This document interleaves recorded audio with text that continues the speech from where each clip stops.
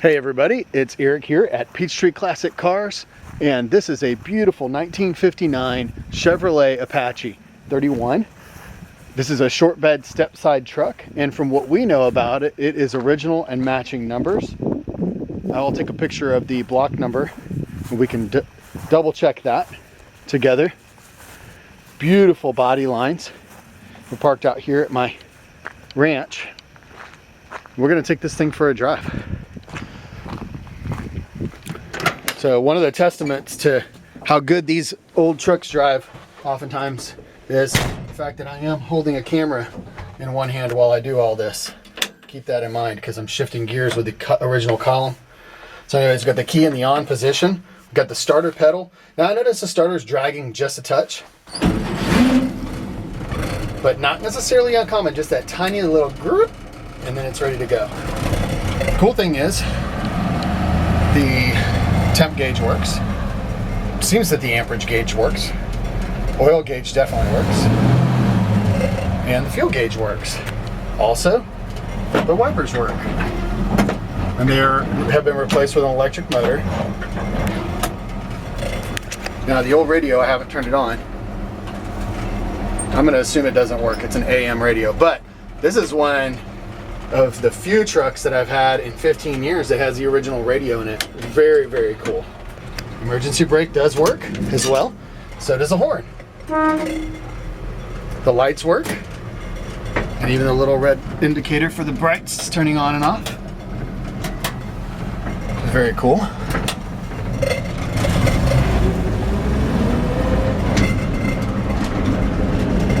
Brakes seem to stop straight and good.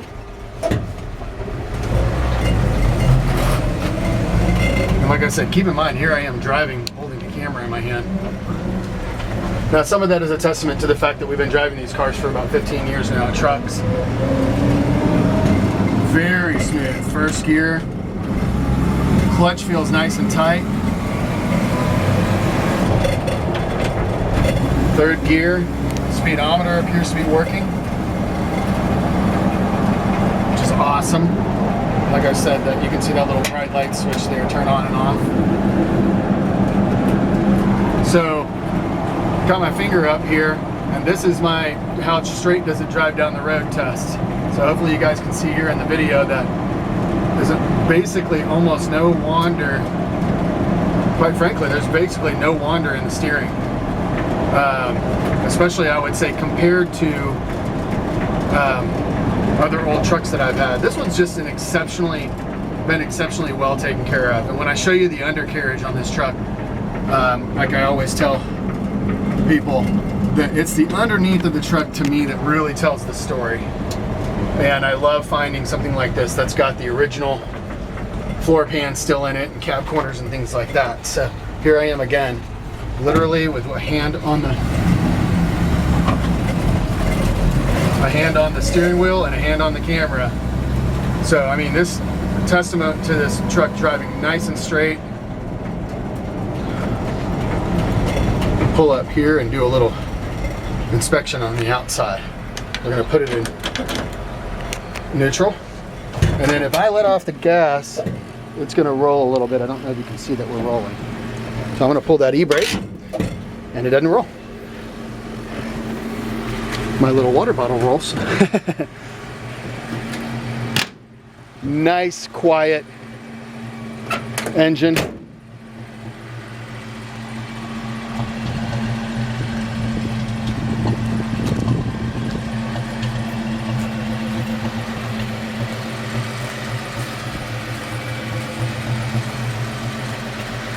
Incredible running condition.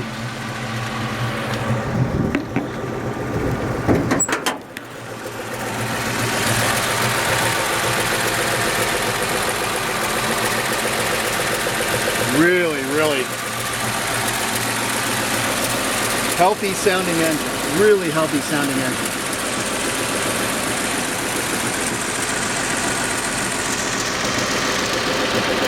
Now the old generator has been reconverted to a 12 volt.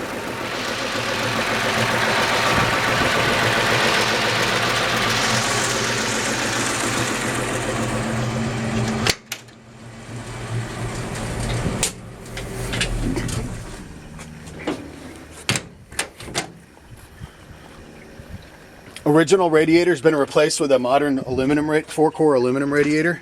It's a good upgrade. I don't see any smoke, no signs or sounds of anything that would really concern me as far as the engine's concerned. The mechanical quality of this truck seems to be ready for driving. Inner fender wells are rust free. Firewall has a couple of little holes that have been patched there, and they might be the holes. Well, I don't know. This is the holes that go to the heater core, which are actually hooked up. I'm going to assume that the heater inside is not leaking for sure, and maybe even works. We're going to go find that out here in just a second because I haven't driven it in the cold and tried to turn the heater on. But this firewall looks great. Underneath,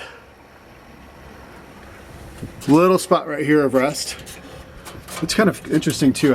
That's not as common a spot, especially on a truck like this. You're going to see how very minimal rust this truck is. Not rust free, but a couple of little spots here and there. There's a little spot right there, and maybe a tiny little spot there. Hood holds itself up on its own, which is really nice. Opens and closes easily, and the lines look really straight.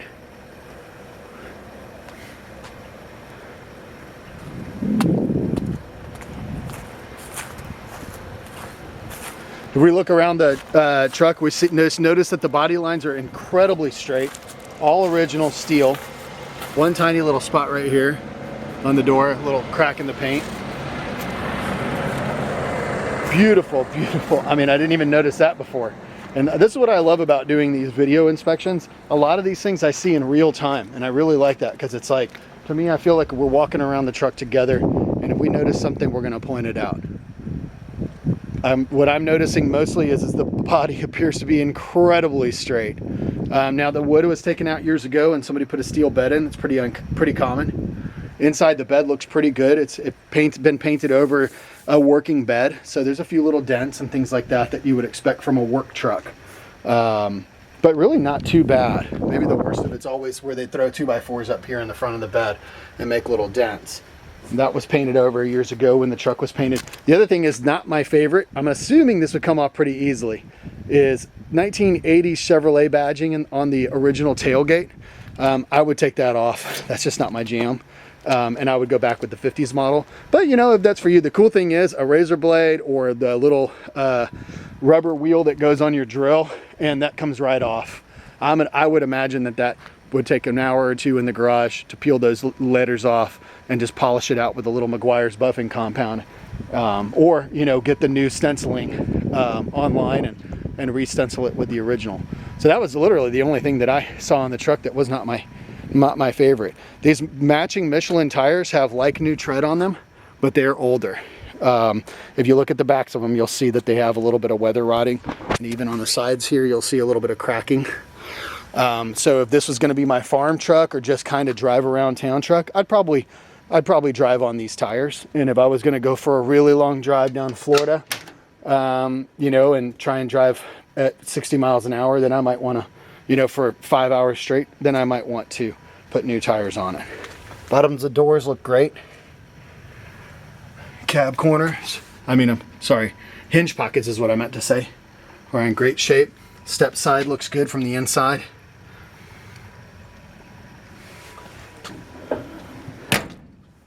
Underneath was really where this truck impressed me the most. Very minimal rust on what appears to be all original body underneath, and you can even see that original paint color that they got a pretty good match on it and then added just a little metallic to it. That looks amazing. And like I said, all under here, I mean, the step side is rust free. You got a little spot of rust here in the original cab corner. It looks like the internal and potentially even the external cab corners may be original. One tiny little spot there. And then I can't tell if that outer piece has been replaced or not. Frame is in great shape. Any rust I see under here is what we call superficial rust or surface rust. These are the original floor pans, transmission access panel, and all incredible original minimal rust condition. Step side on the bed, Steel under on the bottom of the bed is in great shape, and like I said, underneath here, it looks like the exhaust may have been replaced fairly recently because it looks new.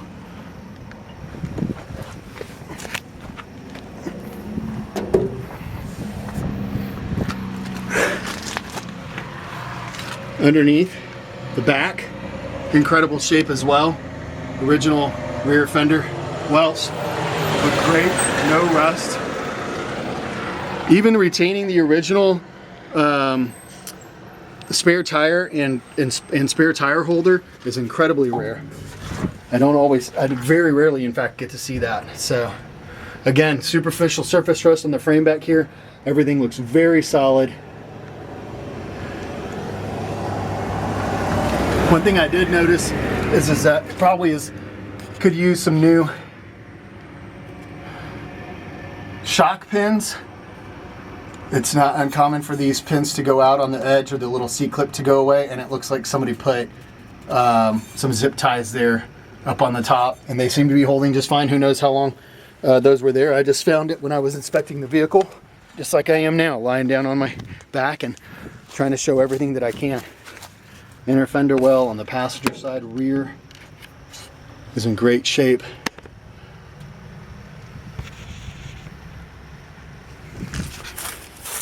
Front fender well as long as I'm here and up.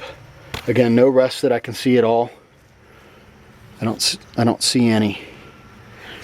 And then underneath the passenger side, just about as good as the driver's side. No rust on this step side.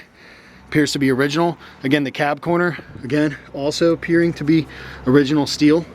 Step up on the passenger side bed. Frame is in incredible condition. And these are the original floor pans. Once again, beautiful. I mean, this is what impresses me. It's funny because when we go to pick up a truck or do an inspection, the first thing that I do oftentimes is I shake hands with the owner, and then I say, can I take a look at your vehicle? And then I lay down on the ground and start looking underneath it first. And a lot of people have laughed and commented on that. But like I said earlier, under the truck, under the car is going to tell me the most honest story. I can't see any indications that the truck has ever been in an accident. From what I can tell, all of the patina on the steel looks to be original. I don't see any modifications. So in my opinion, I would say it looks like it's at least never been in a front end collision. I don't see anything in the back that tells me any otherwise either. I also love how clean this is original clean steel.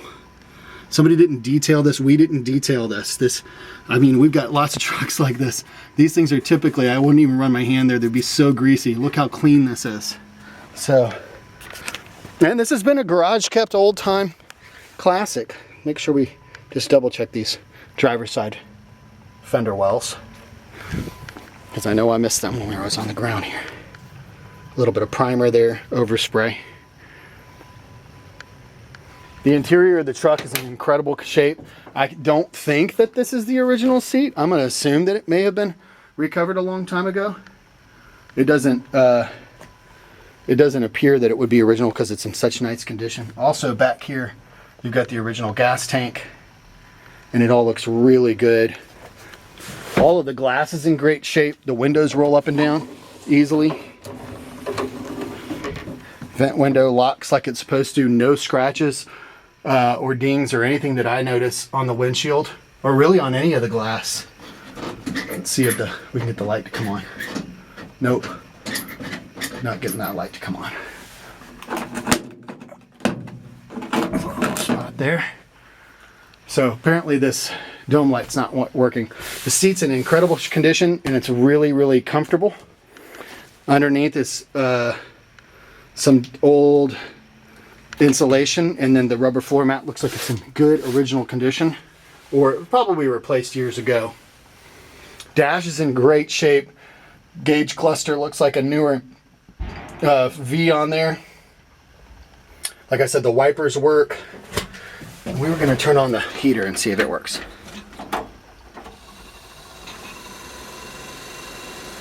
Well, it sure does. At least on low. Okay, so it appears that the switch works at least on low. that's awesome. The heater is definitely going to blow hot. Vents are a little stuck. Probably could use a little WD-40. Also, the choke cable feels stuck. And on a really, really cold morning, because that choke cable, and the other morning it was like 20 degrees, we did hit it with just a touch of starter fluid right there in the top of the air cleaner, and boom, she fired right up. But that's the only time we've ever had to do it. I mean, it always cranks right up. And of course, if we could get the choke cable to pull off and on, that would be helpful too. Throttle cable over here is also frozen up. It does have the original, oh, actually, I did that on accident. I will put that back on. I thought that was the ashtray. It appears this is the ashtray, and this is the little panel. So anyways, I am running out of time. I will fix that. And I'm running long on this video, so I'm gonna run. But I hope you enjoyed this 59 Chevy 3100 or Apache 31. Please give us a call. Our phone number is at PeachtreeClassicCars.com. PeachtreeClassicCars.com. We look forward to hearing from you.